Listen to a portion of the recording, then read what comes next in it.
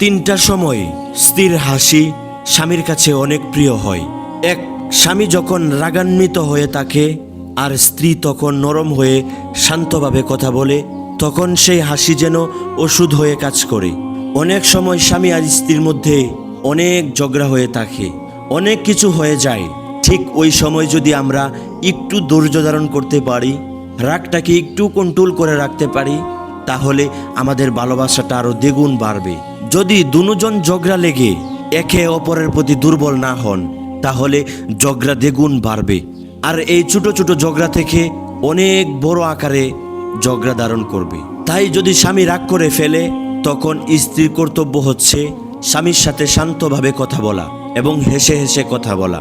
ঠিক ওই সময় আপনার একটা হাসি ওষুধের মতো কাজ করবে।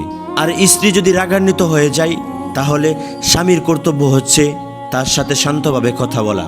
2, যখন স্ত্রী ছোট করে মিষ্টি হেসে কিছু চাইতে আসে, স্বামী যেন না বলতেই রাজি হয়ে যায়। তার ছোট ছোট আশাগুলো, ইচ্ছাগুলো, এইগুলোকে প্রাধান্য দেন। আপনাদের ভালোবাসা দ্বিগুণ বৃদ্ধি পাবে ইনশাআল্লাহ। 3, যখন স্বামী কিছু দেয় আর স্ত্রী ভালোবেসে হাসি মুখে তা গ্রহণ করে, তখন সেই হাসি যেন স্বামীর জীবনের সবচেয়ে বড় দামি পুরস্কার মনে হয়। আমরা এই 3টি কাজ অবশ্যই পালন করার জন্য চেষ্টা করব ইনশাআল্লাহ।